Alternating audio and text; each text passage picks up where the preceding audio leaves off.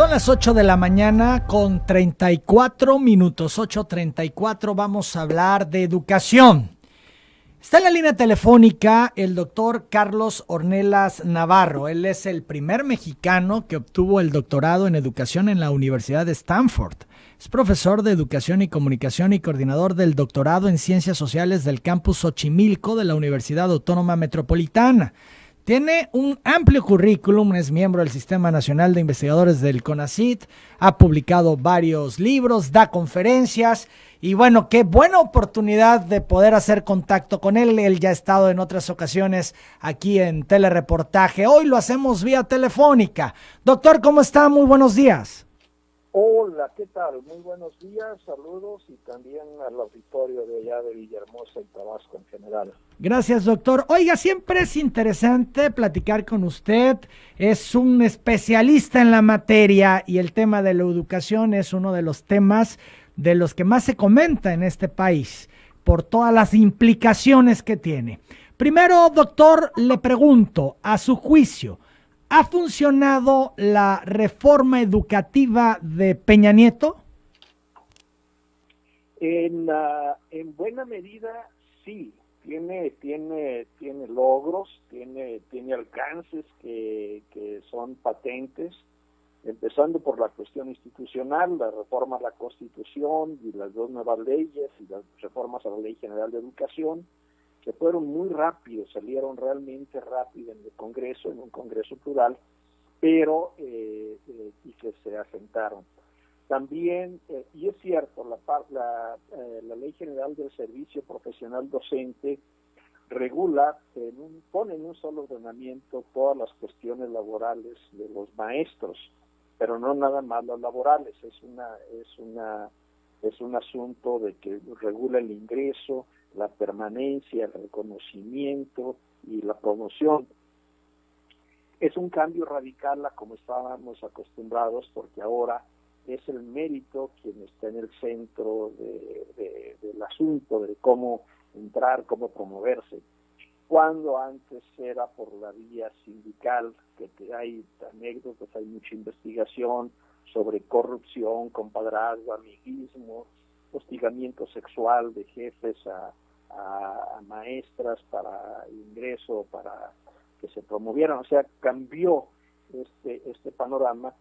Y lo más importante, porque era lo más visible, lo que causaba mucho enojo en esferas internacionales, que aunque subsiste en el margen en algunos sistemas estatales, finiquitó la herencia y la compraventa de plazas.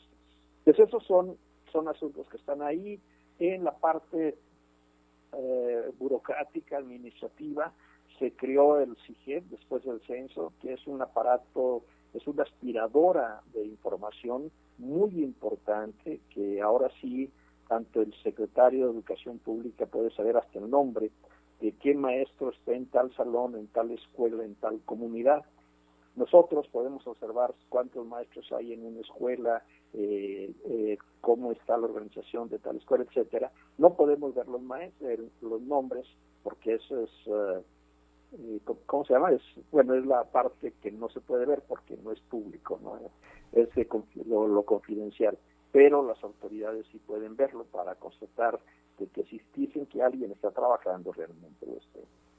Es cierto que la ley esta Ley General del Servicio Profesional Docente tiene ciertas aristas que la hicieron muy impopular entre el magisterio, y en parte porque la Secretaría no pudo comunicar, bueno, el gobierno en general, lo que significaba en su extensión, y la propaganda de los opositores, sobre todo de la coordinadora, de que era punitiva y de que quería cambiar las cosas, que querían correr a los maestros, cundió y sembró incertidumbre entre los maestros. Pero sí tiene ciertas cuestiones. El asunto sería poner en la balanza que es mejor si el ingreso con una plaza automática al egresar de una normal, independientemente de cómo se egrese, y la promoción por compadrazgo, amiguismo, relaciones clientelares, o por medio de concursos. Hay debates sobre eso, cada quien tiene sus posiciones. La verdad es que la primera opción se prestaba mucho a corrupción, la otra sin dejar de tener bemoles, porque el concurso es concurso, el examen de ingreso es estandarizado, aunque hay otras evaluaciones, se empieza a verlas. Bueno, pues hay más ecuanimidad, es independiente y tiene ciertas ventajas. Doctor, pero Eso, pareciera ajá, que los maestros preferirían estar como antes, no como ahora, que pues es por concurso, por desempeño, etcétera. ¿Cómo se explica uno esto? Porque me da la impresión que los maestros preferían el esquema anterior, a pesar de a, los pesares. a pesar de los pesares, lo preferían quienes eran beneficiados, de eso estoy completamente seguros. Lo preferían quienes heredaron la plaza de alguna manera, o quienes la compraron, o que ya no pueden venderla, porque realmente la reforma perjudicó sus intereses, les dio un vuelco en su vida. Una maestra, en una entrevista que le hice en Morelos, me lo comentó con mucha franqueza: bueno, yo pagué por mi plaza, ¿cómo voy a recuperar mi inversión? O sea, era parte de este entramado. No era un tema de Eso sí es cierto. vocación, ¿no, doctor? Como antes, que siempre la vocación era sumamente importante en este tipo de profesiones. El profesor era todo un ícono respetado y demás, y tenía la vocación de enseñar, de estar con sus alumnos, de ver que prosperasen. Luego se convirtió en un negocio. En efecto, entonces quienes administraban y quienes se beneficiaban de ese negocio son quienes protestan y siguen, protestaron, armaron la oposición, les resultó bastante bien, convencieron a muchos maestros, a buenos maestros, porque había desinformación. Los maestros en 2013, 2014, todavía hasta 2015, bueno, ¿qué va a pasar con mi plaza? No es cierto que se vayan a despedir a los maestros que no pasen en 3 oportunidades, se les retira del salón de clases, pero van a ocupar puestos administrativos en caso de que quieran quedarse. Y usted juzgue, o que un padre de familia juzgue, si hay un maestro que reprueba 3 veces en 4 años, en 5 años, exámenes que no son realmente tan complicados, aunque sean estandarizados, y además ya hay evidencias, hay portafolios, hay otras cosas, planes de trabajo que tienen que revisarse, y si aún así reprueba 3 veces o no alcanza el nivel idóneo 3 veces, ¿sería confiable poner a mis hijos en las manos de ese maestro o de esa maestra? Es una pregunta que yo a veces les hago. Bueno, vamos a ver, ¿qué estamos defendiendo? No todos los maestros son buenos, tampoco todos son reprobados, no todos tienen el perfil y la vocación para ser buenos maestros, no todos tienen atributos de profesionalismo. Es un mundo muy complejo. Hay gente que para ganarse al magisterio habla bien de los maestros en general, el apóstol, el misionero, recuerdan todo ese mensaje edificante, líderes comunitarios que sí los fueron, etcétera, pero no todos son así. Tenemos un mundo muy complejo, hay buenos maestros, hay malos maestros. ¿Por qué no hablamos también de aquellos maestros que hostigan a sus compañeras maestras, que abusan de niños, que hay también estas cosas? Y claro, también hay niños que bulean a los maestros. Es un fenómeno que antes no existía, precisamente por esta falta de respeto que se fue perdiendo poco a poco conforme la vocación de ser maestro se fue diluyendo. Los maestros a veces están más preocupados sobre cómo controlar al grupo más que enseñar, o cómo van a aprender mis alumnos.